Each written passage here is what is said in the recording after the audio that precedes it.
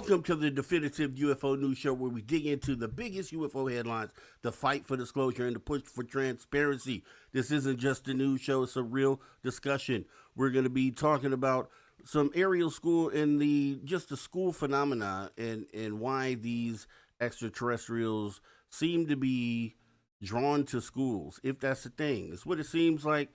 We're going to talk about that and a lot more. So let's get ready to dig in right here on the Definitive UFO News Show. Yes, we are in the building. I definitely want to thank everybody for coming on out for this show here.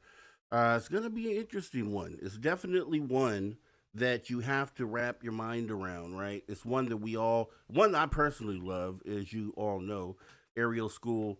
And it just intrigues me, what the purpose is for these extraterrestrials targeting schools and children. Are they targeting schools and children? Is this coincidence? Do they just happen to show up at schools, because they're going to show up somewhere? So are they, is this happenstance that they're showing up at these schools? We're going to take a look at some of the top sightings here today, have a discussion, conversation that moves the needle. You guys are welcome to join in. I'll be checking the chat throughout the show, and I'd love to hear what you guys think about this subject, this topic, and maybe even pointing out one of your favorite encounters. And you'll be shocked, right? Because there's the ones we know about. There are a lot that we don't know about, and we're going to lean on a friend of the show to kind of promote the cataloging that this person has done on various other school sightings. So we'll get into that and a lot more here. Let me go ahead and thank everybody for coming on in. We do appreciate everyone for showing on up, whether you are live here with us or on Team Replay. It all helps to help engage with the show. And let me see, it has C-Tech out there. C-Tech, appreciate you coming on in. I know Kitty Catty Whack was out there as well. Let me see if I can find her here. Kitty Catty Whack is out there. Thank you for coming on in, Kitty Catty Whack. And anyone else that might be out there, Meowie, appreciate you coming on in to the show here as well. And yes, C-Tech Mateo saying, great case. That is so undeniable. I do agree with you. And when we sit here and we talk about disclosure and then proof, and we technically don't have a UFO showing right up on TV or on camera for the world to see yet. I think that's coming. But when you look at circumstantial evidence, you look at even secondhand evidence, there's a lot of experiencer stories. I've interviewed a lot of them, and they're very, very, very, very, very compelling, and it's the main reason why I said the other day, I want to kind of get rid of the word ufology, because I think, which is another reason why I think the whole UAP, UFO thing is out there. UAP was designed to kind of get away from the stigma of UFO. Some people think it means something else, that it strictly means man-made. I don't agree with that. I think, UAP is UFO, and as time goes on, it may turn into something else, right? The more that we understand about these things, UFOs, they're technically not flying objects. So would that really be the right way to describe what it is that we're seeing? Or would it be unidentified aerial phenomena? I think, definition-wise, that fits more of what we're seeing here. And I don't necessarily think that it means it's some separate thing, like some man-made. UAPs are man-made, and then UFOs are UFOs. So with that being said, without getting caught up in that whole twist, what I want to do is take a look at what it is we have going on. We got Cosmic Joe Chronicles out there as well. Let me see if I can get you up on the screen, buddy. The ref on OVW had a seizure and the show ended. Hey there, Rob. OVW, not sure what that is, but definitely a seizure. Yeah, that's not cool. So pray healing energy going out to whoever that person is. Appreciate you coming on in and dropping a line on this Cosmic Joe. But yeah, so when you look at a lot of the evidence out there, whether it's secondhand, whether it's video, whether it's simply a story, someone didn't get a chance to pull the camera out, or they just didn't have the availability to do so. None are more compelling than mass sightings. And when you're dealing with the school, obviously there's a lot of kids there, a lot of witnesses, a lot of eyewitnesses, and I think that's kind of what makes these cases more special than others. Even more than I'd say Phoenix Lights. Phoenix Lights was huge because it was filmed. A lot of individuals saw it. Government officials saw it. Kurt Russell said he saw it when he was flying into Phoenix. It's a video we can go back and watch all the time. It's very compelling. But these stories, these children, when you think about children, just kind of going back to, a lot of us have raised kids of our own, right? And been kids ourselves, right? And so I've never met a kid that was able to deceive me, and maybe that's just because my BS detector is on super high. But I've never met a kid that was able to deceive me, right? They usually crack at some point, and if you've been that kid that's done that, your mother, father doesn't take much for them. They ask you a couple rounds of questions, and all of a sudden you're giving it all up, right? Or at least they can tell that you're not telling the truth, right? So, with that being said, with the world looking in on this situation, and I'm so glad that all that stuff was captured on video, which everyone's seen the video. We won't necessarily be looking at those, but we'll go over the cases. But if you do watch the videos, these are the honest responses from children in real time. And I've watched those videos over and over, just as I'm sure a lot of you have as well. And you walk away from it saying, there's no way those kids are lying, right? And then when we look at what we're going to look at today, you'll see how I always say that history is a good indicator to weigh against things that we're currently going through. And because these incidents have happened over, a time span, then you're able to actually take these specific cases of children and compare them to each other as far as the type of interaction that was had, and it's a lot of stuff lines up. And let's talk about this. The cases we're going to look at today all happened pre-internet. So there was no way for kids to hop on TikTok or Snapchat or Instagram or anything and be aware of, the specific details of these other events. So keep all this in mind as we get ready to go ahead and take a look at this here. Definitely want to make sure that we keep you guys involved in this conversation, because I know everyone has an opinion on these cases and about, UFOs and children and the connection specifically. Some people will go as far as to talk about hybrids, and I don't know if I go that far with it, but maybe it's part of the interest, and we'll kind of get into that in a lot more here. Okay. OVW, that was Ohio Valley Wrestling. Oh, okay, Cosmic Joe. Well, that's wild. Yeah, definitely a shout out to Healing Energy, to someone that had a seizure in the wrestling ring. Imagine that. C-Tech Mattel saying 100% Rob. There's no way these kids could have conspired to deceive everyone about this. They were telling the truth. And so it's the thing that puzzles me, right? When we have cases like this out there, as we're going to lay it out today, then if you're going to talk to Congress, or you're trying to have a conversation with someone who may be more on the skeptical side of the realization that these things are here, how do you explain these sorts of cases away? And that's kind of, hopefully there's some skeptics in the audience tonight, or at least skeptics that may chime into the comment section, because once again, this isn't just for people who have seen or experienced UFOs. This is a conversation for everybody. Conversation that moves the needle. And if that's the case, that means we need both sides of the conversation present to kind of go through this. I would love to hear, you know, a really good skeptical explanation on how these things could be. As we get ready to go ahead and jump into the show, let me bring the slides up here on the screen, guys. As we do, you already know the phone number here at the Social Dig is 856-843-3444. That's 856 the Dig. If you're outside the United States, you just gotta put a 001 in front of it.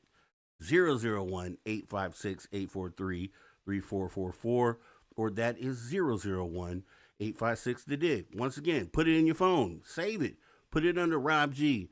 You can reach out anytime. You can just say hello. It's a good thing to do. It's a nice thing to do. I'll respond to you as well. Also, if you catch something on film, you get a quick video clip of something strange, you take a picture of something strange, go ahead and send that over to that number. I'd love to show it on the show. Evidence is key. If you can ever catch evidence and add to the data, that's what it's all about. And that's what we need. So always continue capturing data, proof. This is what helps shore up the conversation when we sit down to have it.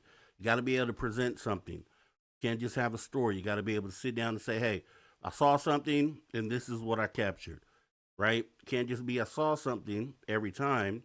If you've had 30, encounters with UFOs or any of the other parts of the phenomenon, one of those times you got to be able to try to capture something and then bring that evidence to the table. It's needed. It's very important.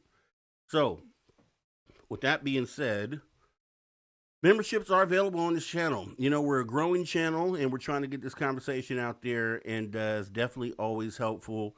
If you have the ability to become a member, it'd be an awesome thing to do because it just basically helps this show get better, allows me to kind of present this in a better way, and I'd love to get to TV production quality. That's what we're shooting for. That's where we're aiming to. And the more members that help out with that, the merrier. Super chats are also open as well. Those things help as well. So any help and support is appreciated as we go ahead and get into that. And also, you can get to that membership link. It's in the description of every single video that we do here on this channel.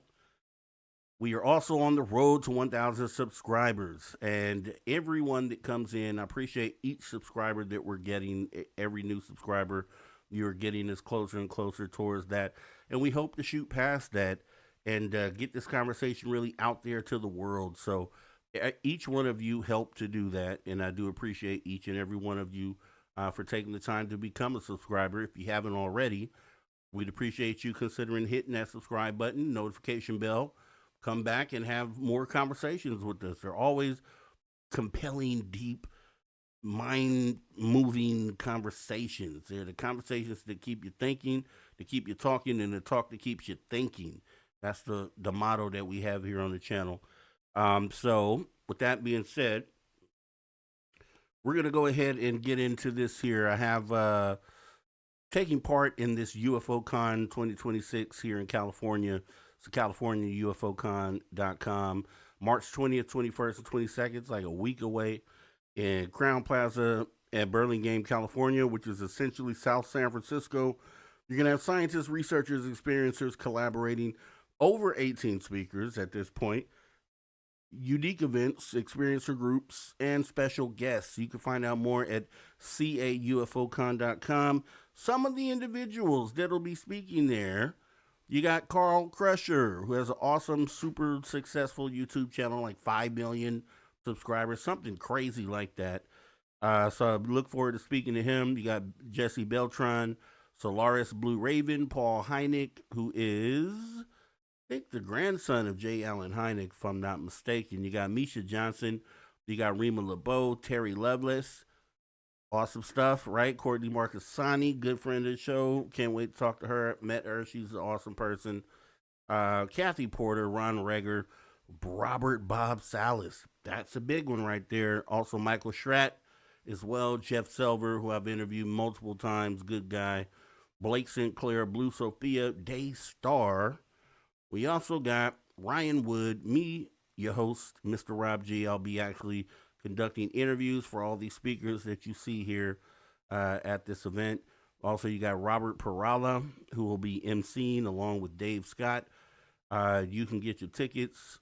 159 covers you for all 3 days, the 20th, 21st, 22nd. Find out more at caufocon.com. We'd love to see you there. If you do come and say hi to me. I'll be over. I'm gonna set up somewhere where I'm doing these interviews, and I love to meet you and say hi. So consider doing that as we continue and get ready to get into this show. Right. This is one of the, you have the UFO stories, and once and I'll speak for me because there are lifelong UFO people who have experiences since childhood, have been into the subject for their entire lives, and so when it's like that, you have a particular perspective, like you've always known the phenomena, right? Then there's a person like myself who, I've always been open to the phenomena. I've never been the phenomena isn't real person, but it didn't affect my life, or it didn't take precedence in my life until I read an article, because I'm always researching, looking for stuff. When I read an article, and I want to say it was back right before Lou Elizondo came out, and there was an article that said the headline was like, recovered off-world materials. And when I read off-world, it lit a light in me, and I'm like, whoa, off-world materials. What are you saying? Off-world materials? So, like, not from this planet? Like, someone else made it? And then that's where my journey began. I jumped into, I read the article first off. I jumped into all subjects related to this phenomena. I went back in time through all the data, all the documentaries, information, interviews, and brings me forward to where I'm at today. And so going through that, I can remember a time where I didn't know that this was real, which was, maybe 10 years ago, to where now I know it's real because I've had my own experience. And it's to be able to see both sides of that and remember both sides of that, I think gives a unique perspective when it comes to talking about this. So I figured there's going to be a lot more people coming in the same way, right? A lot of these new people that are just about to watch this show and watch about, these compelling cases may be drawn into the subject based off of this and say, wow, this is really real, or there's really something to this. And I can kind of identify with those type of people. So with that being said, why school children, UFOs? Why? Why the interest? Or is there an interest? Is it just a coincidence? After looking at a few of these cases, I don't know if you can walk away and just say coincidence, right? Some people say there's no such thing as coincidences. I'm one to feel that way. I won't say 100% because I think coincidences could be a thing in some cases. So I'm probably 80% that there's no coincidences. And when you look at the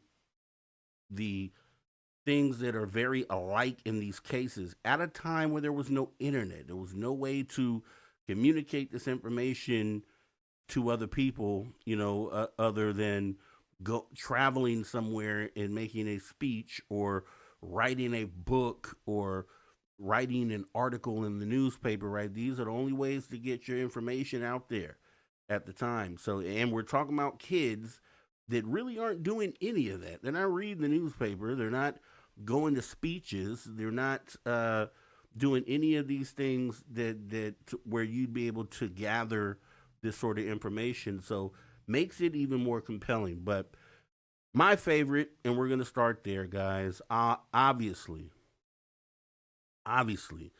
the aerial school. So for those who don't know, and this is what this show is kind of catered to, once again, based off what I just told you, I want to speak when we do these shows. I want to speak obviously to people who have been in this community, who know all this stuff, but I also want to speak to those who just got here, who just turned on their first UFO related program and are trying to gather information. That's the way we present this information. So with the aerial school, let me let you know what happened with this here. There were actually 62 witnesses here. This happened in Rua, Zimbabwe on September 16th, 1994. So we're talking about 32 years ago. Approximately 62 children aged 6 to 12, with some reporting citing up to 100 plus, including others nearby. So just off the bat, right? 62 people seeing something. If they are saying the same thing, I have a hard time, understanding where there would be any sort of skeptical explanation that could dismiss 62 people seeing the same thing, right? So let's just keep this in mind as we go.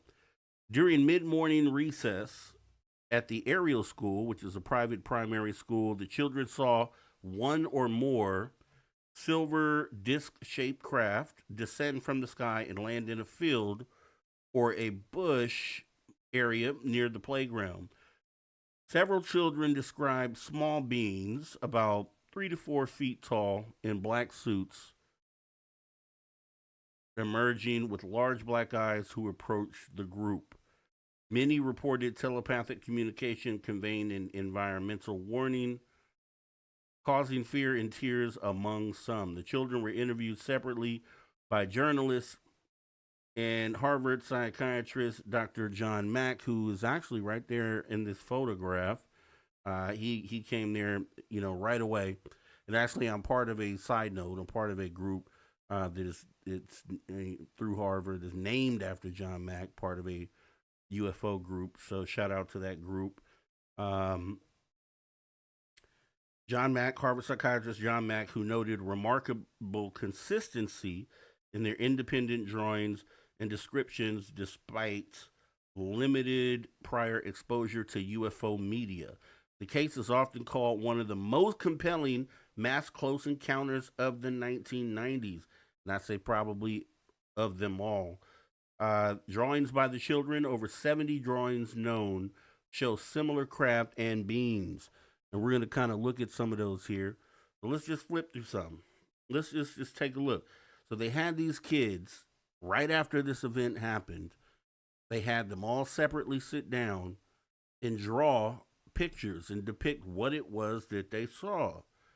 So let's take a look at a few of these. Obviously, you got a saucer shaped craft here. You got an extraterrestrial standing outside of it. The typical type of extraterrestrial, right?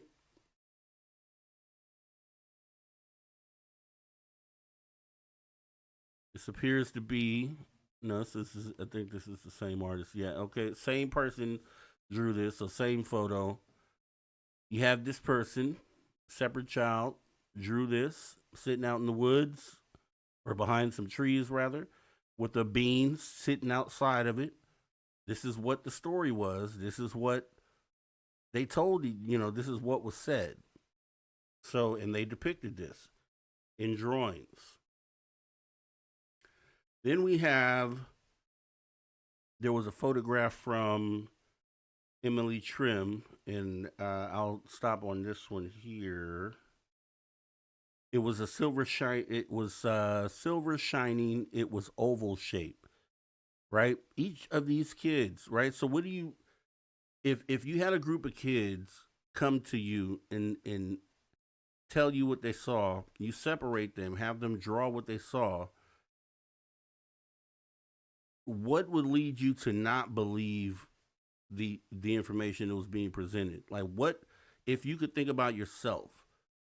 What else would you need for convincing that what they're depicting is what they saw? Right? Especially if you can't now. If someone comes to me, kids come to me and say they saw an oval shining sort of object and they saw something get out. I'm first thing I'm going to do, just logically thinking, is think of what out there they could have actually seen. Like, could they have been mistaken? Did they see this? Could it have been this? And think about this. This is Rua, Zimbabwe. Okay? This is not anywhere in any sort of civilized area. This is somewhere in the middle of nowhere, essentially. So if they're going to tell you they saw this particular object, they're validating it individually, and you use a logical mind to think of prosaic explanations of what it was they could have mistakenly saw. What do you walk away with? I don't think you could walk. I think the closest thing you might be able to say is they saw a helicopter land, right? But I think everybody knows what a helicopter is, right? It has a huge blade on top, spinning blade. It couldn't be an airplane that landed. There's no landing strip. So walking away from that, there, after going through those thought processes, you would have to come back to it and say, wow, this is definitely something people should probably look at. So the setting for this, the time and setting for this was mid-morning around recesses and breaks. The school is a private multiracial primary school in Rua, outside of Rua, about 20 kilometers from Harare. School had around 200 to 250 total students attending, but the sighting only was within this particular group of kids, which is why there were only about 60.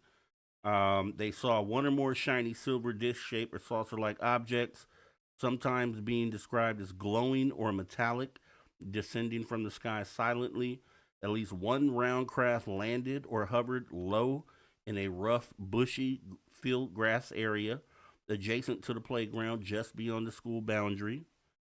Small humanoid figures about 3 to 4 feet tall emerged, described as wearing tight black suits with large heads, very big black almond-shaped or rugby ball-like eyes, which is probably the description they used for rugby being something they're used to out there. Small mouths, noses, and pale or dark skin in some cases. Some children said the beings had long black hair or walked in a strange gliding sort of fashion. Many witnesses reported telepathic communication from the beings, conveying warnings about environmental destruction, pollution, technology harming the planet, or humanity's future. Like, quote, something bad is going to happen if we don't take care of the earth.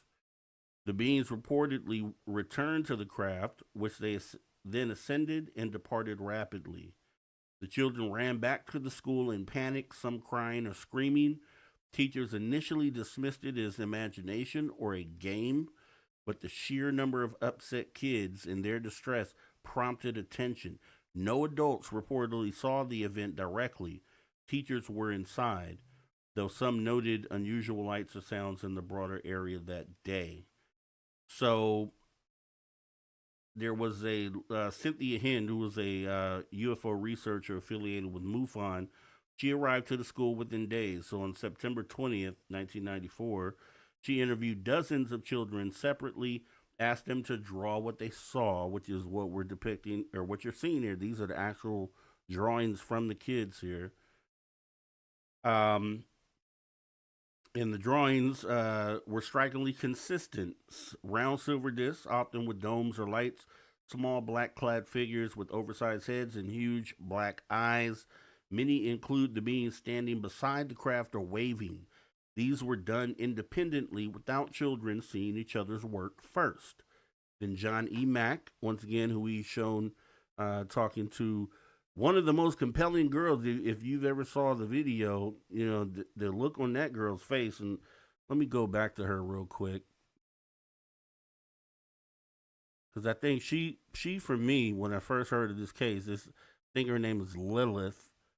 If you see her testimony on what it was she saw, this is what brings it home, right? This is what lets you know, oh, there's something to this. Let me dive in further. But John E. Mack visited in November of 1994. He conducted in-depth videotape interviews, hours of footage with many children, often one-on-one, like depicted here. Mack, known for his work on alien abduction claims, concluded the witnesses were sincere, not fabricating or influenced by media, because many had limited TV access. Once again, this is in Rua, Zimbabwe. He noted no signs of mass hysteria, trauma responses consistent with a real event and profound long term impacts. Some developed environmental awareness or fears. Mack viewed it as one of the most credible cases that he'd studied up to date. And then BBC media coverage and other crews arrived quickly. Initial reports went global. Journalists like Tim Leach from the BBC interviewed the kids and teachers on site. And as far as the drawings go, the independent drawings were a cornerstone of the case's credibility. Silver gray circular craft, black suited beings with disproportionately large eyes. Some show multiple craft or beings walking toward the children. Collections of these show variations in artistic skill, but remarkable theatric agreement. Many are archived in documentaries and books. Many witnesses, now in their 30s or 40s, have revisited the event in interviews, maintaining their accounts. Some describe lasting effects like ecological concern or unease around the topic. There was a documentary, Aerial Phenomena, by Randall Nickerson in 2022, which is the most comprehensive film on the case, and I know there's been a couple of those out there. They use some of the same archive footage. It includes archival footage from Mack's interviews, BBC reports, child drawings, and reunions with adult witnesses returning to the site. It's available on platforms, I think like Prime, iTunes, others as well. Now the documentary did depict a couple of the individuals returning back to the site, and you can see in the documentary that nothing has changed for these people. They're grown adults at this point, and they were more I wouldn't say upset, but more probably negatively affected by the fact that initially the school officials didn't believe them, right? So they had this experience. They had to come back to school the next day and basically not be able to really talk about it, and have to continue through all these different grade levels until they were able to leave the school and not really have it addressed again, right? Think about that. Think about being a child, having exposure to something like that, not being able to express yourself. Some of the kids, they would go home, talk to parents. Some of the parents would kind of say, yeah, no, that didn't happen. But some of the parents were like, believed the kids and said, oh, really. But they still didn't get, that therapy, right? They didn't get, you definitely would probably want to put your kid in therapy after having an experience like that, I would think, right? It'd probably be helpful. So you have to think about how they had to go throughout life, especially with the stigma there. So even as they become grown adults, the stigma is definitely still there, and they're not able to talk about it. But now they get to talk about it at this point, because so many things have come out that lead up to this being an actual phenomena, and that this is a true thing. So I know they have relief at this point. They have to have some level of relief, but they lived so many years not being able to really, openly express themselves on this. So definitely something to think about. So when you watch the documentary, which I hope that you do, there were some quotes from some of the kids there, and you had an 11-year-old girl named Emma. This is via one of John Mack's one-on-one interviews, like depicted here. Says, I think they want people to know that we're actually making harm on this world, and we mustn't get too technological, referring to the telepathic message about technology and environmental harm. And I was always, the way that I kind of translated that or perceived that to be, is that when they say not get too technological, we have AI right now, and we have which is going to be potentially a detriment to humanity if it's in the wrong hands. Um, Nuclear weapons, things that could really take this entire planet out, right, in one swoop. That's things that could threaten the existence of humanity. As far as extinction events go, right? And it would make sense especially in 1994. There wasn't really a lot of this stuff going on. We obviously had nuclear weapons already, but we didn't have all this real technology, right? A lot of the technology that we currently use just wasn't there. So to have a message like that at that time, when we're striving to, advance technologically, when you look at it now that we have advanced to a certain point, you can kind of understand maybe what that message meant. Now that AI is here, maybe that comment was made foreshadowing the coming and the problems that we would probably have here with AI. Think about that. And I know that particular girl, Emma, if she's still with us, I know she probably looks around at technology today and says, yes, that's what they were talking about, right? It connects dots for her. I would love to know how she feels about that. I would love to talk to her if I could. You have a fifth grader named Francis, saying he was warned, quote, about something that's going to happen, and that, quote, pollution mustn't be. All right. You got one child that's not named here, says the world would end because, quote, they're not taking care of the planet. Then you got Candace in a news interview shortly after saying, quote, we got closer and closer and we saw the silver thing just shining. Then you had Claire, who recalled this as an adult in later interviews. She said, quote, it was running in slow motion diagonally down the field, right? So describing if we can, let me get back to one of these images. Describing one of the beings. So I know in the documentary, talk about two beings, one of them standing on this spaceship, and then the second one down there like this one is, and kind of running back and forth like in a slow motion or gliding sort of effect, right? Strange. And it's strange that the kid would describe it that way, right? Very strange. Very strange. Lucille, okay, that's who that was. So the young lady that we just looked at with John Mack, I think her name was Lucille, actually. And she's visibly shaken. She described ongoing fears. The quote, I worry that the man is still looking at me and he is going to kill me. She also added, quote, I remember seeing big black eyes. Then you have a kid named Tapfu, who stated, quote, it definitely was not a rock. I know what a rock looks like.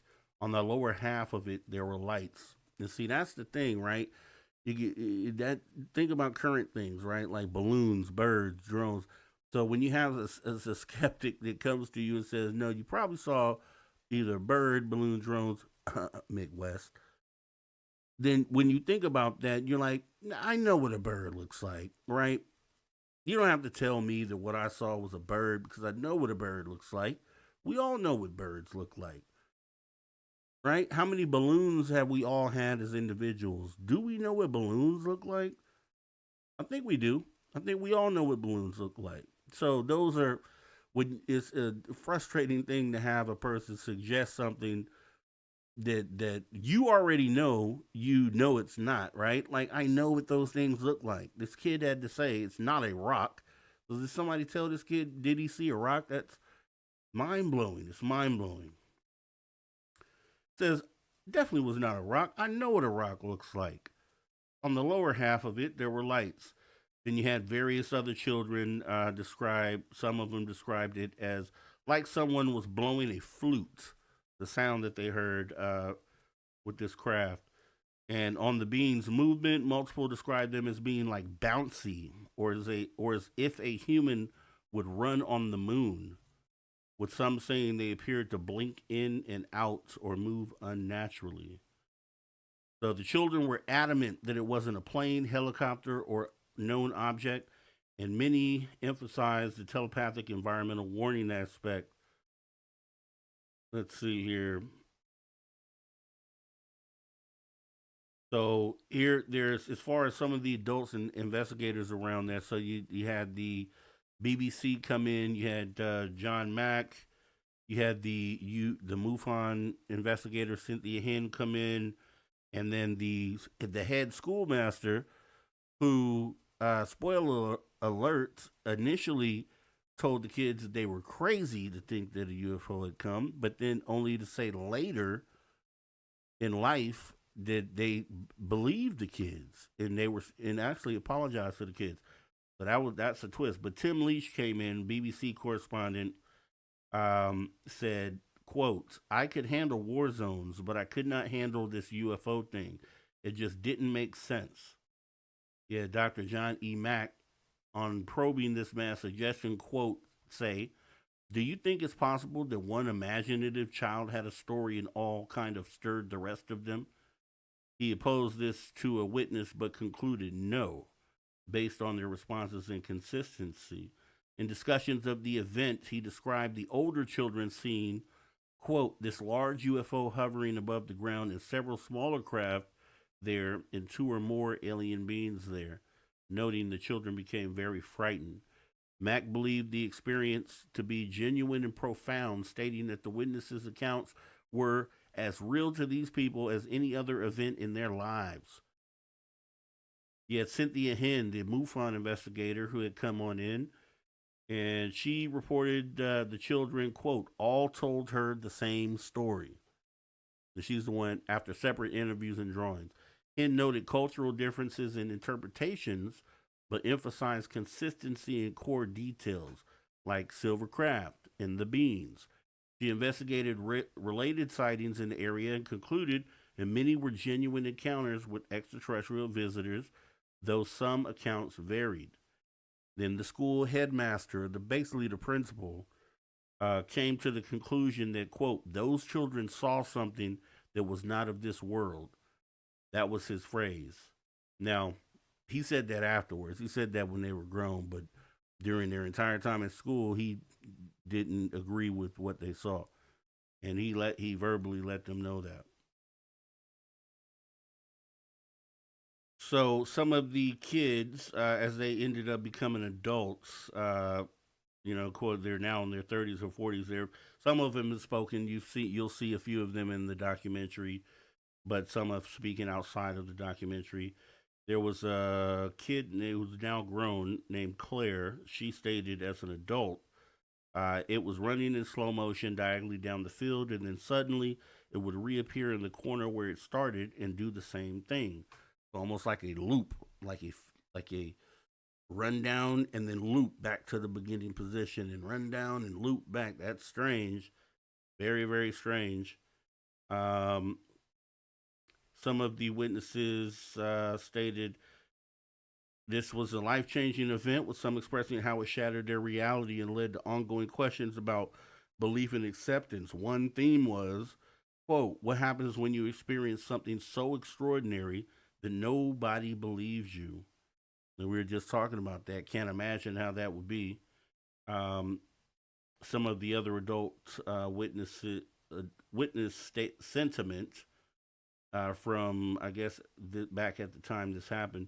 We know what we've seen, and we believe it echoing from childhood interviews into adulthood. Some have noted the telepathic environmental warnings. So, very compelling, and very well investigated as well, right? So this wasn't just something that happened, and they talked to the kids later in life to talk about what they saw. They were on the scene, and I think that was a big part of what makes this so compelling. They caught this in the moment. They immediately flew out. John Mack, we're talking Zimbabwe, he flew out from the United States almost immediately to go out there and investigate this. The MUFON lady, I think she was local to the area, so she was really the first one there. Um, and then this was picked up, as far as BBC is a huge network out in that part of the world. So they took it seriously on the face of it, even though there was stigma at the time. And it's a good thing they did because it makes it, you know, there aren't really many holes you could punch in this one. There really isn't. There really isn't. So that would be, and I think we have a couple more pictures. This is like the last image, the aerial school. Right.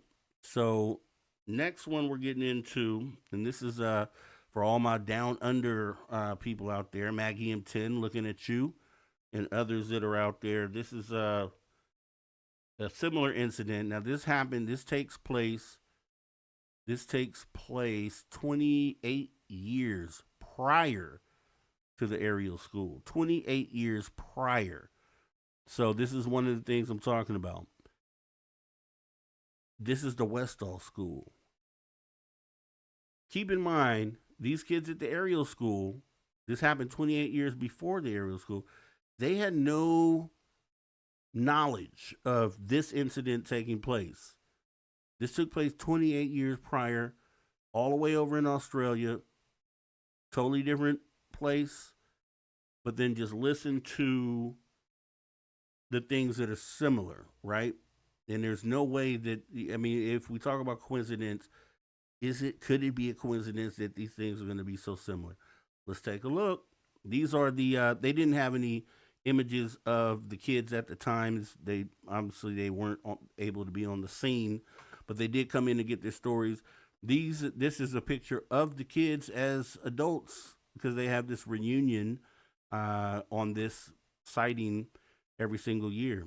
So imagine these kids here, these group of individuals as children, and what they saw, right? Because it's very compelling as well. We're going to jump into that.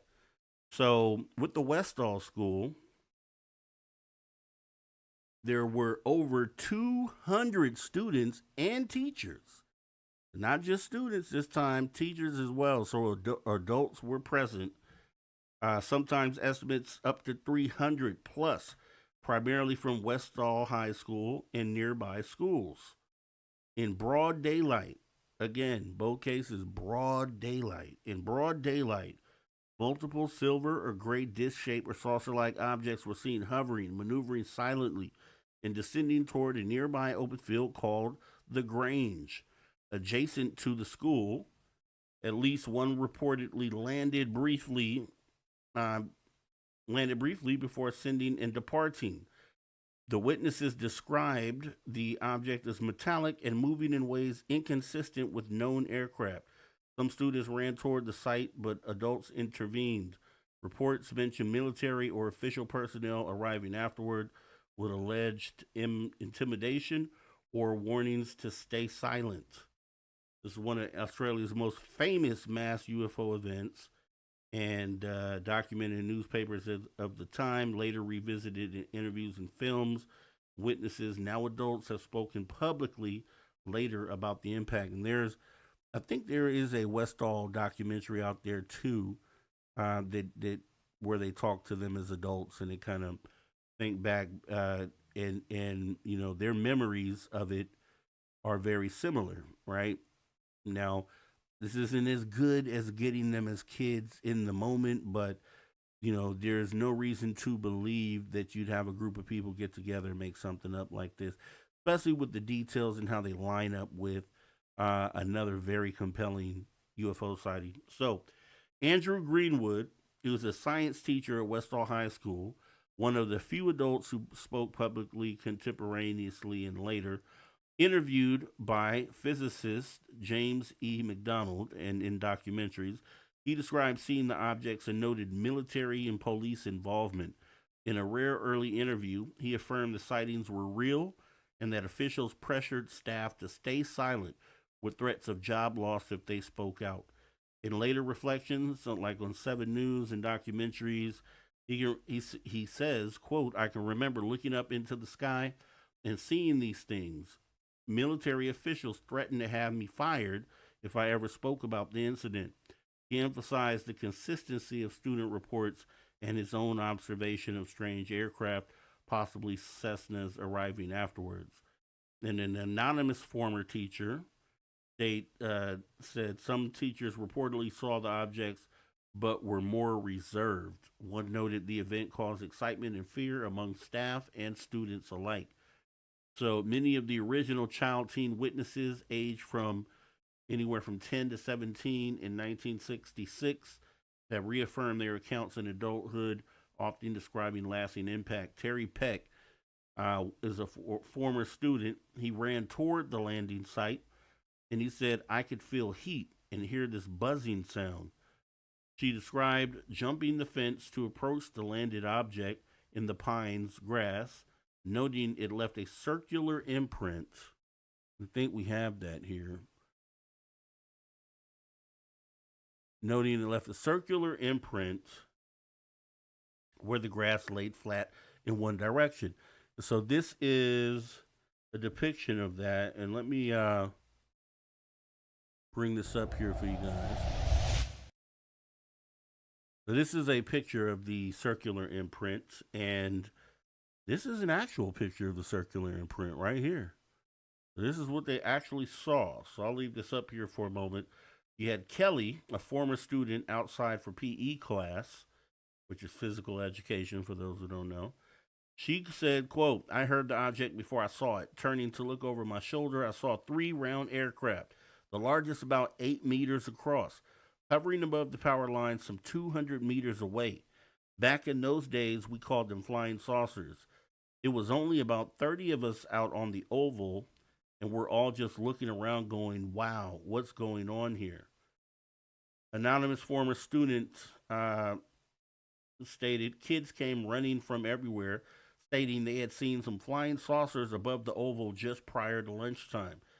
I, along with other kids, ran over to the Grange after saucers headed that way.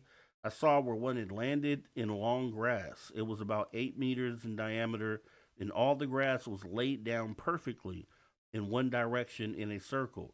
You can't argue with facts. It happened. General witnesses made statements like, it definitely happened. Witnesses want answers to decades-long mysteries. Many describe the object as silver gray, round with a hump on top, or thickening, turning to show its underside, with no sound and unusual maneuvers. Sean Ryan, who's a documentary filmmaker, I guess he's the person who made Westall 66, which is the name of the documentary if you wanted to look it up. Westall 66. Interviewed over 100 primary witnesses. He collected accounts from students, teachers, locals, and market gardeners. Noted the event generated, quote, quite so much excitement and fear from over 300 kids, and highlighted official responses like military presence and intimidation. Rosie Jones, I guess she's the co-director of the documentary Westall 66. She stated she emphasized the credibility from large witness numbers and consistency over time. Then you have the Dandenong Journal, April of 1966, quoting witnesses and teachers. And quoting witnesses and teachers with descriptions including, quote, dazzling silvery objects moving toward the Grange, round with the hump on top and round things underneath, or silver gray and seem to thicken sometimes. So I don't know what they mean by thickening, but definitely compelling reports and observations from the Westall School, right? 2 school incidents. This is the patch. This is the laid flat patch. Something was there. Something was sitting right there. Whatever it was sitting right there in 1966. This is a photo of that piece of land. And let me see if we can get anything. It says, I guess this is a drawing by someone related to this. A perfect circle of flattened grass, approximately 5 to 6 meters in diameter, Grass and area was about knee high. Um, it says I can't read that part, but areas within the circle where dirt. I can't see that part, but it says grass around peripheral of circle was twisted clockwise. Okay, good information. That's Westall 66. And I definitely recommend going to see that documentary. Like I said, they're older at the time they're talking about this, but once again, it's one of those compelling things where if you know human beings and if you have any sort of BS detector, then you can walk into the conversation with an open mind. Just like tonight, with all these facts being laid out, you have to say, where's the BS here? Where's the BS? And if you see it, let me know. Um, which once again is a reason why. Think about if the UFO phenomena started today, right? And in a time where people would be more acceptable to the idea in the conversation. Think if it just started today. It wouldn't be taboo to talk about it, right? It'd be an open conversation that everybody's having, and it would be taken a lot more seriously like any other thing out there, any other scientific sort of endeavor, and it would be a totally different thing. So, because it was, the conversation was brought up at a time where they were able to implement stigma immediately, then it kind of put the UFO subject in a place where it could be laughed at. That's why I want to separate it from, and that's why it makes sense to me to separate it from term UFO and to separate it from the term ufology and make it more of a serious conversation because it's something that's actually happening, and these things are serious to people. Like the incidents and the encounters are serious. Like this isn't any what some skeptics like to call religious sort of community. And yeah, there's part of this community that makes stuff up, and but cases like these should not be included in that conversation. We talk about people making things up. These cases should not be anywhere included in that. They should be completely separated, along with a lot of other encounters that are authentic and real. So, I'm gonna rack my brain trying to figure out a way to make that happen. But I think we have another school here, the Broadhaven School, and we've talked about these before. We're actually just going very more in depth on them today. This one was one of the ones that a lot of people hadn't heard of. I now know of it because we've covered this one before. But this was something that happened in Wales. So this happened 11 years after the Westall incident. And so that makes it, what, 17 years before? My math might be wrong. Yeah, 17 years. 17 years before the Ariel School incident. So with the Broadhaven School, and this one, and I think what may have happened here is that they have, now there's protocol, right? So you got Westall, where there's not a lot of data as far as images and things at the time.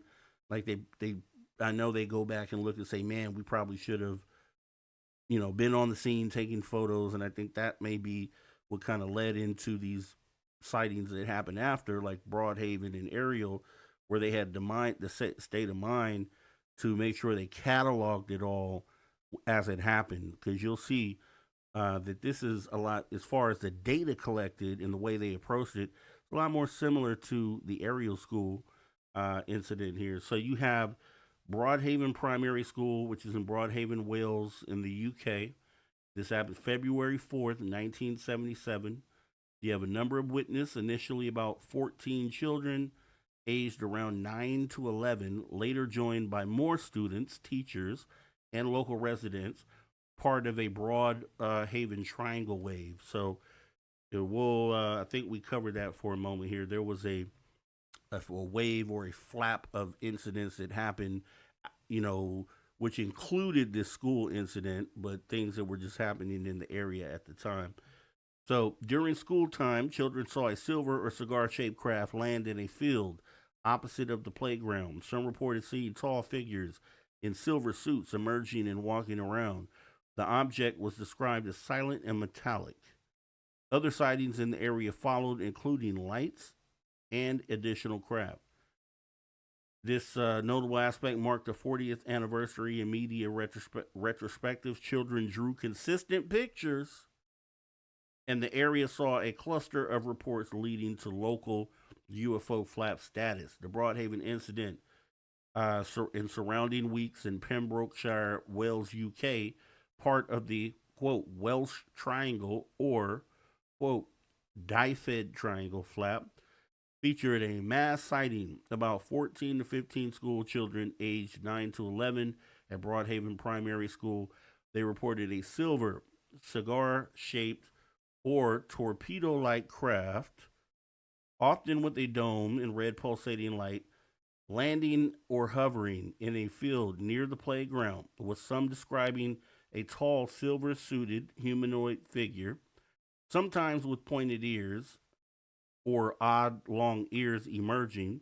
The headmaster separated them and had them draw what they saw independently, which is what we see here.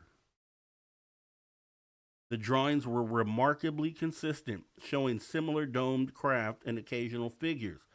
Later sightings involved adults, teachers, locals, hotel owners seeing similar craft or tall silver beings. No definitive explanation emerged. The UK Ministry of Defense investigated but released no conclusive findings. So some of the things that were said by the people at the time. So you got David Davies, who is now obviously an adult at this time, and I guess he was a member of the band called the Kinks. And I know who they are, the band back with the whole the Beatles and that era, right? So it's a group called the Kinks. So he was 10 at the time, one of the most vocal witnesses, interviewed extensively in 2017, BBC, Daily Mail, and others. A quote from him says the object was pearlescent silvery gray, approximately 40 feet long, torpedo cigar shaped, with an upper dome section that covered. Let me bring this up here. So this is some of the stuff they drew.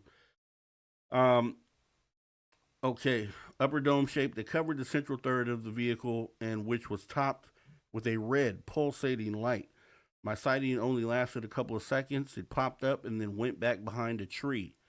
He described feeling more in awe and wonderment than afraid, but with a strange desire to run away. He added that this event has dominated his life, and the sighting, despite only lasting a few seconds, is burned into his memory like a photograph. In 2024, he reflected by saying, "From behind some trees, this thing just popped up in front of me.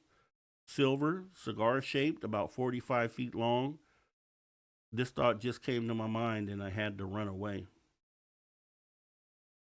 Some teachers that were there, they stated, so you have Ralph Llewellyn, headmaster at Broadhaven Primary School, I guess the principal essentially, wrote in Schoolyard Diary Journal and interviewed children separately.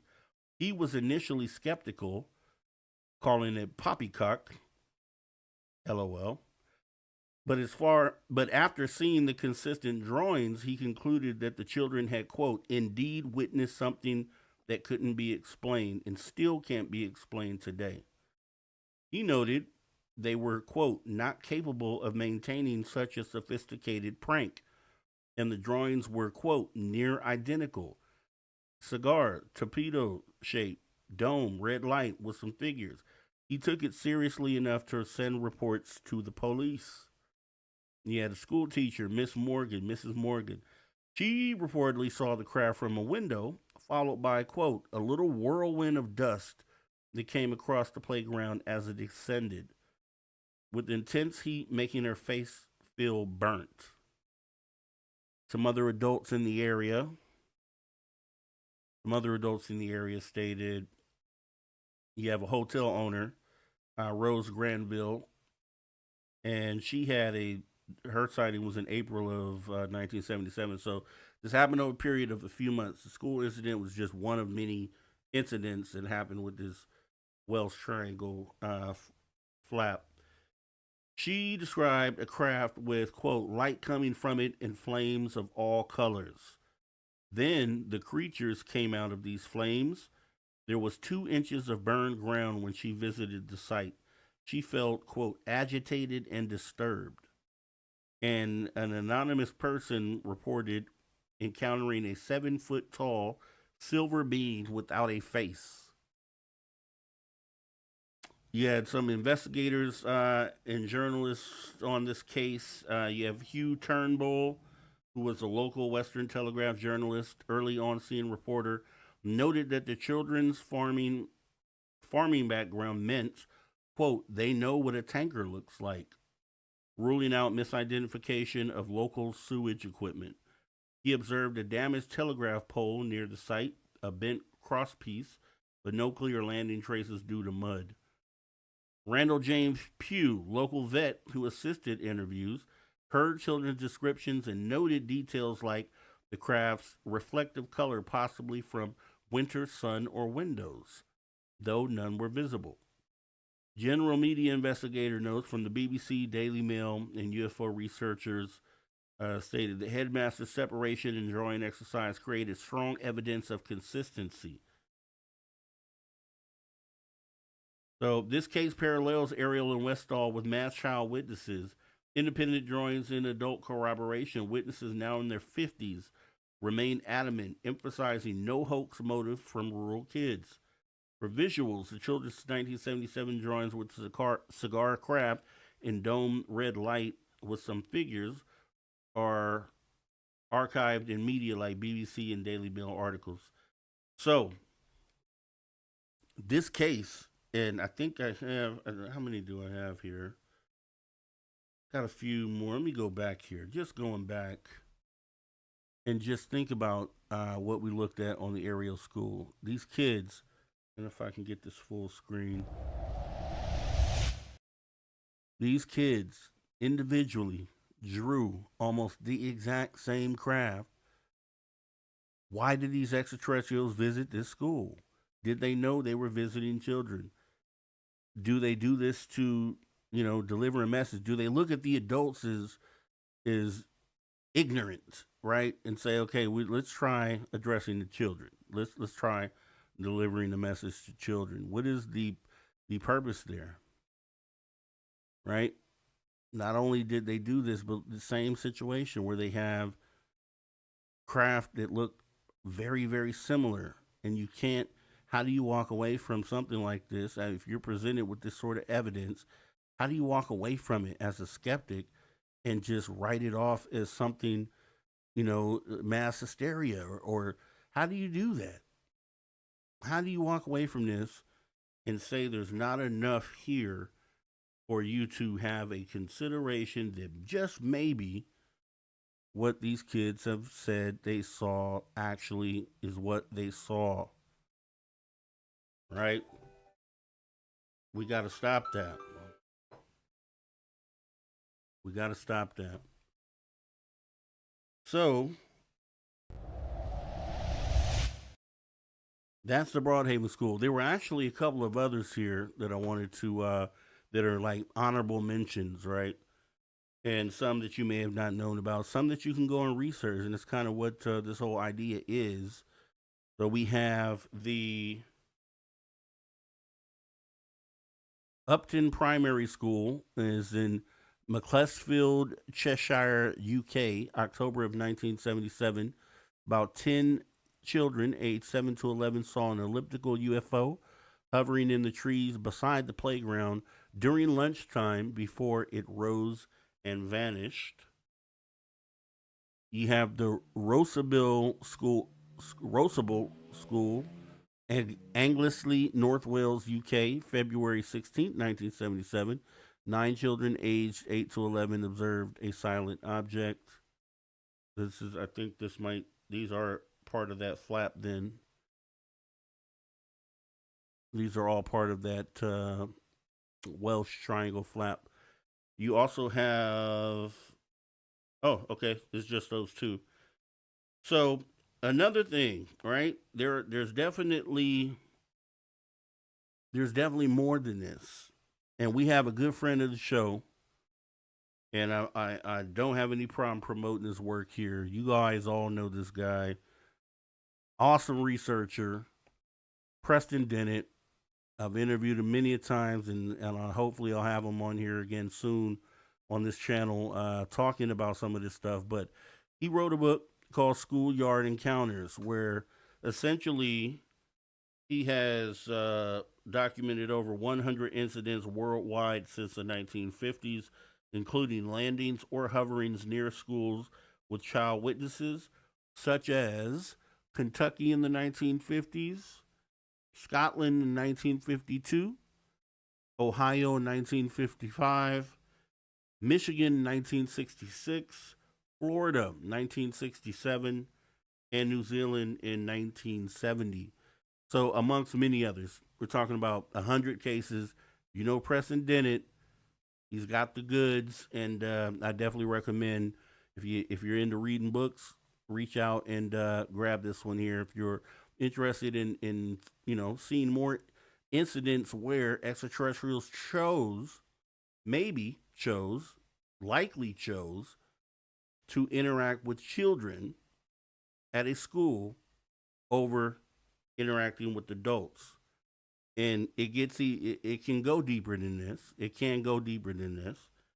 Because the question that I pose and what would be on my mind when we talk about things like this, when we say why are aliens contacting school children, you'd have to ask also what is going on with UFO related child disappearances around the world, right? Missing 411 maybe. When we talk about that, can it go into that? Is it in what I'm saying here or asking here is like if there's a situation where UFOs are interacting with kids that aren't around adults or aren't in a protective space like a school, if they're just at a park somewhere or if they're, going riding down the street by themselves, are those, would those extraterrestrials also encounter those children? Have they ever done that?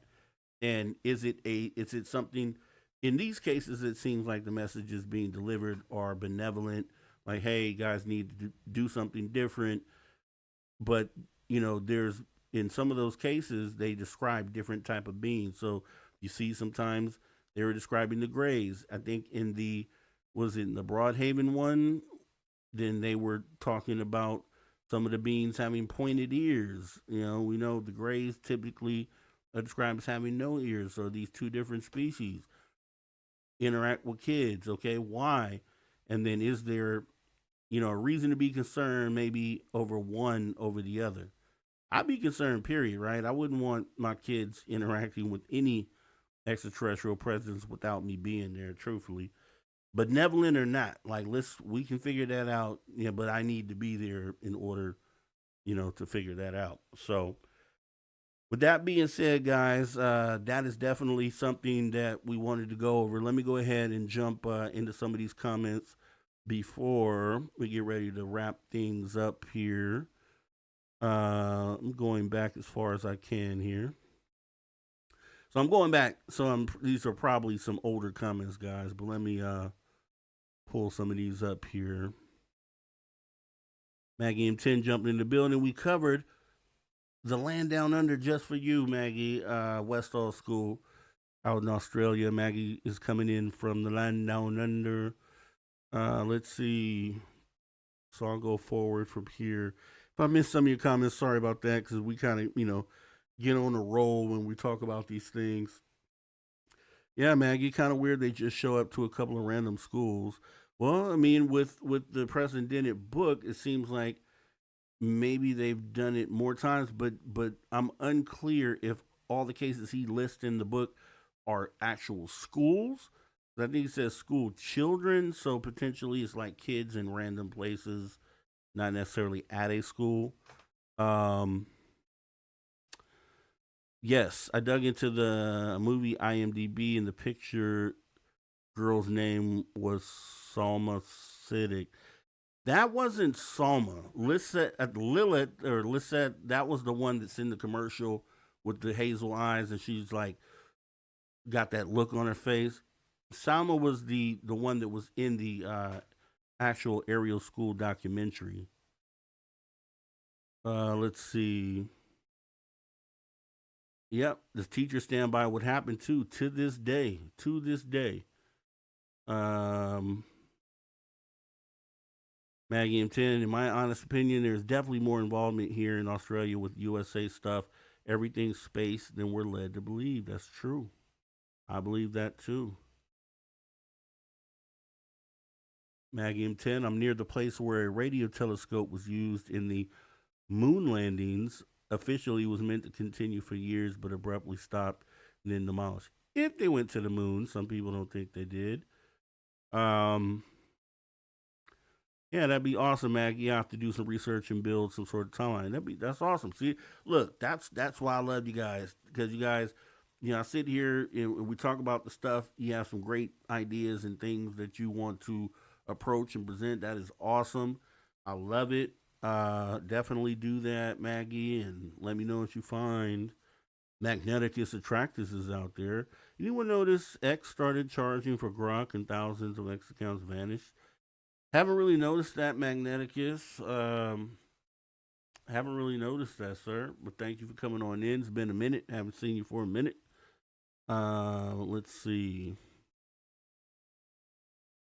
Meowie. Meowie. If only it would happen now. It would be everywhere before the craft had left. True. Oh my gosh. You make a great point, Meowie. If that happened today, if that happened today or tomorrow, it would be epic. It would be instantly on live, and it would, yeah. I really hope we do have some, and I think we did. Truthfully, with the drone situation over New Jersey, I think that was the equivalent of that. Everybody saw it was real time. It was happening. Everyone knew about it. They tweeted it. They put it on live. It was there. I think it was the same thing. It's just not at a school, and I think they were probably showing more of a presence on for a reason, and maybe it's something we'll figure out later. Kurt M, appreciate you coming on in, joining the discussion. Let's see, Woo Riders DG. Hope everyone's having a great day. Positive vibes for all. Same back to you, Woo Riders DG. Missing time 420. Appreciate you coming on into the show here tonight. Let's see. Moving forward, what else do we have? Yeah, I do not like AI. Maggie M10 says it can go. There's a couple ways it could go. Truthfully, there's a very bad ending to AI, but then there's a very positive one too. Just depends on what fork in the road. And see, that's why you go back and watch the Elon Musk show I did. I talk about all the things that he has his hands into, all the different types of businesses, and they're very important businesses, right? You have Neuralink doing something with the brain and implanting chips, and he has Starlink or the global internet access. He has what is that? The space program, SpaceX, which can literally move human beings to inhabit another planet. He has his hands in all these different things that could prove to be like a bottleneck in an important way forward for humanity. And if he's doing it for good now, could he overnight turn into supervillain? Because those are also supervillain powers. So if you guys missed that show, definitely go back and watch the Elon Musk show we did. It was a great mind-opening conversation on that one. Let's see. Christine. Hey, Christine. Thanks for coming on in. Hi, Robbie. Sorry I'm late. Hi, people. I just love Preston in his research. That's right. Preston, good friend of the show. Really good guy. I know he'll come on the channel and come hang out with us. So when I get the after hour stuff going back, which is very soon, I did a test run on it the other day for make sure all the sound is right, and I've been doing another test run probably sometime this weekend, and then maybe book Preston for the first guest. We'll see what happens. Let's see who else is out there. Okay. Yep, Mateo C. Tech. These kids all saw something very real. Given the years when these events happened, they were not one, Lockheed Martin ARVs, two, AI internet influence visions, or AI, three, internet influence visions, four, conventional aircraft, or five, hoaxes. Could be none of the above, right? So as Giorgio says, must be aliens. It must be. That's where the caveat, right? Aliens, if they come from somewhere else. If they're from here, what do you call them? Call them something else. So I get what you're saying, Mateo, and you're right about that, sir. Yeah, Maggie M10. Didn't they say mass hallucination? They did, and I don't. That's crazy. That I don't. I don't. That's just in mass hysteria. Yeah, mass hysteria is what it was. But I don't see how they pulled that. I don't agree with it. Like, give us examples of mass hysteria. Like, the only thing maybe you can do is go back to the War of the Worlds broadcast. I think in 1938, but that was just it was only something that people heard, right? It wasn't something people saw. So you weren't using all your senses when it came to that. You were going off of what you were being told, and yeah, you could probably call that mass hysteria. But yeah, yeah. Let's see. Yep, today has been one of those days. Got to keep pushing forward. Definitely do that. We ride as DG. Much love to you, bruh. Hope everything's doing good for you, man. And if it isn't, hope it looks up. Um, okay, I like this. Mag M10, look what happened with the Las Vegas kids firework mall stuff. And we can get into that too. We can get into that too. I'll have to write that down, Maggie, so we can talk about that because it should be talked about. I think the Las Vegas alien case is very compelling. I think it should still be on the radar. I would love to talk to the kid there that reported it, the young man. I would love to know more about the Miami situation as well. I would love to know. Let's see. Meowie, AI, alien infiltration. Infiltration, maybe. Right. And the 10-foot beans in the backhoes. Exactly. Exactly. Yeah, we should bring that back out. We'll do that.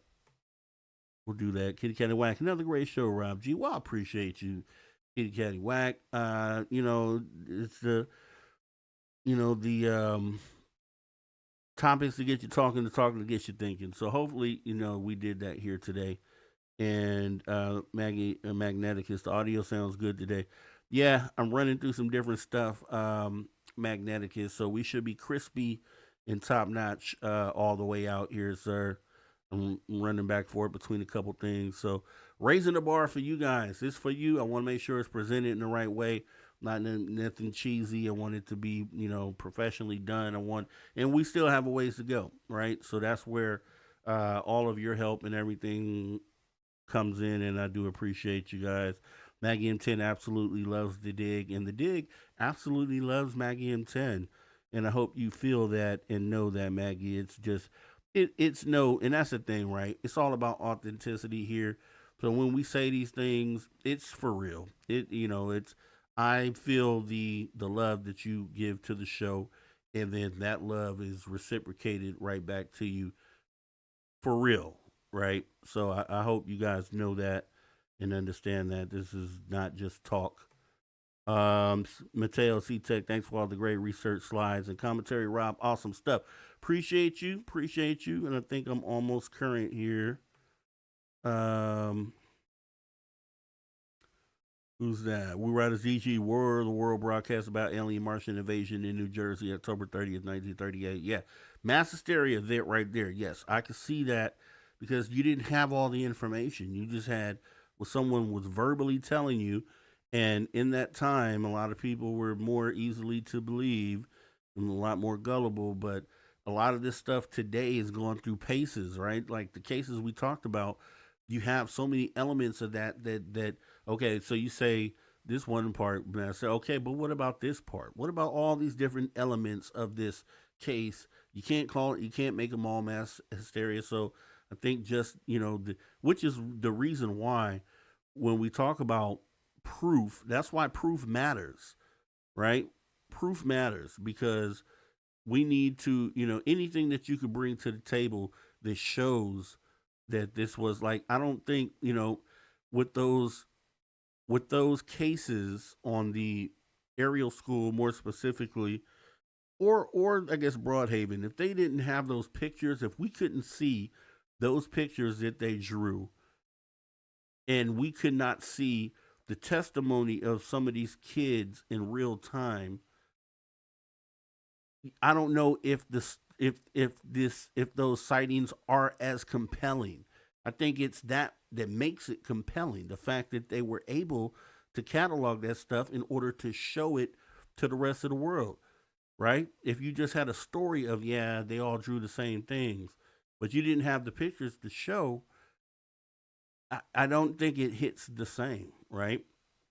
So with that being said, we're going to go ahead and get ready to get up out of here. I definitely appreciate everybody's time. Let me make sure that we we got to do science fiction, science fact movie. So we're going to do that. Let's jump into our science fiction, science fact movie.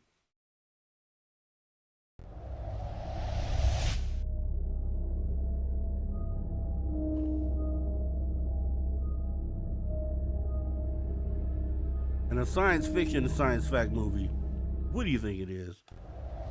Obviously, I think it's going to be if it comes up here, it's going to be the Ariel School phenomenon. Why not?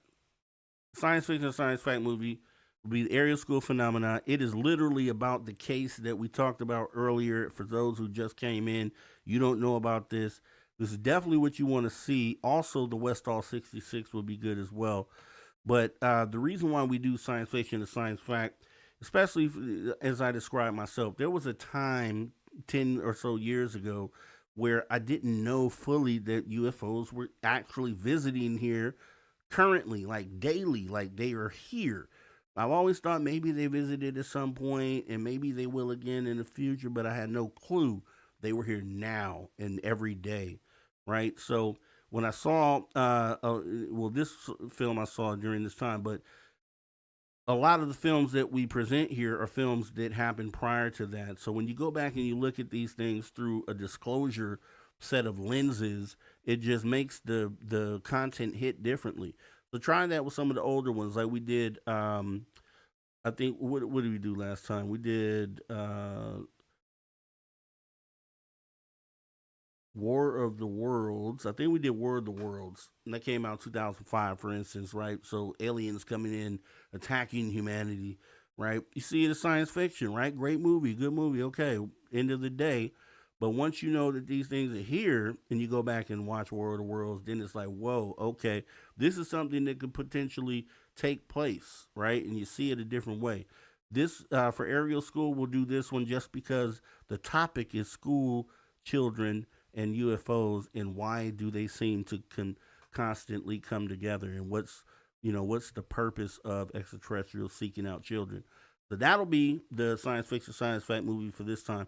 We'll do something again next time. Also, we want to make sure that we wrap this show up. So school children, UFOs, why the interest right here on the Social Dig. Also, yes, what's coming up? Disclosure Day. We have 92 days left before we all get to see Disclosure Day. and we get to come back together and talk about it right here on this channel.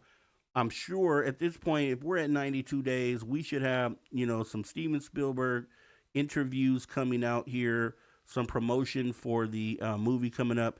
So if you guys get wind of any of that stuff, feel free to send it over to me so I can make sure that we talk about it and we cover it here also. But we'll be all going to the movies here in 92 days to see what Steven Spielberg has cooked up for Disclosure Day. I can't wait. I cannot wait. I think it's going to be one of the things that changes the game right here. Maggie M10 says, I'm going alone with my popcorn. Definitely. That it's got to be, and maybe it's one of those ones you got to see more than once. I really can't wait to see what's been cooked up, though. That's for sure. And yeah, so definitely go see Disclosure Day when it comes out. We'll talk more about it soon as time goes. Also, road to 1,000 subscribers. If you're here for the first time, or if you have a friend, that's a good thing we do. Share to a friend. If we can get everybody that is here to share this with a friend, bring at least one friend in to do team replay. Maybe watch it after the fact, or if you're gonna be with a friend, this coming weekend, maybe let's sit down and watch about the school children. Very interesting story to a lot of people, and something that they may enjoy. And then hopefully we can get those people to come on and subscribe, because we are on the road to 1,000 subscribers, and we will get there. We will get there one day. Also, memberships available. Once again, we're trying to keep this channel growing, and as far as quality wise, production wise, continue to raise the bar. That's what memberships help to do. So consider becoming a social soldier today by clicking the link in the description of any and all videos that we do here. As well as super chats. Those also go to help the show. So any participation, even just showing up, is a good thing and helps out in spreading the word as well. So any help is appreciated. Also, the social Discord, which is open, and this link does work. So if you want to go ahead and join the social Discord, it's like a 24-hour hangout place, chat-wise, where you click the link. Well, here's what I would tell you. If you don't know anything about this Discord and you have a smartphone, go to your smartphone, download the app first, then come back and click this link, which is in the description of each and every video. It will link you to Discord and ask you if you want to join our Discord group, which is a totally free thing. And, you'll have people from this community coming in and out of that chat 24 hours a day. So if you have something to say, if you want to just talk to somebody else in the community, you can hop in there at any time. Also, lastly, the phone number should be in each and every person's phone. This is the number to the social dig. It is 856-843-3444. That's 856 the dig. If you're outside the United States, like Mackie M10, then you would dial 001 first, then 856-843-3444, or 001-856 the dig. Lastly, UFOCon 2026, Contact on the Bay, March 20th, 21st, 22nd at the Crown Plaza Hotel, Burlingame, California, which essentially is South San Francisco, right at the airport. We'll have more than 18 speakers there, unique events, experiencer groups, special guests. You can find out more at caufocon.com. Some of the speakers: Carl Crusher, Jesse Beltran, Solaris Blue Raven, Paul Heineck, Misha Johnston, Rima LeBeau, Terry Lovelace, Courtney Marcassani, Kathy Porter, Ron Reger, Robert Bob Salas, Michael Stratt, Jeff Silver, Blake Sinclair, Blue Sophia, Day Star, Ryan Wood, myself, Mr. Rob G. I'll be conducting interviews at this event. Also, Robert Perella and Dave Scott, who will be MCs. Be $159 for the 3-day event, and you can find out more at caufocon.com. Also, episodes of the After Hours radio show coming back. I just tested the audio for it yesterday, and I'll be doing another test run, doing like a pre-recorded one in the background. I may run one for the members and just kind of see how, work out the kinks with some of the members. So look out for that. Also, tomorrow night, the Friday night call-in show, that'll be time for you. It's a show for you. This show is for you. But that show is definitely specifically for you because you get to call in and talk about whatever you want, right? In relation to the UFO topic and maybe even some things outside of it, right? We don't want to get too political or too religious, but it's still open for conversation. So I would love to see you there. That phone number I gave you is the number you would use to call in. So keep it in your phone. Do appreciate it as we get ready to wrap things up. And let's see, let me go back here.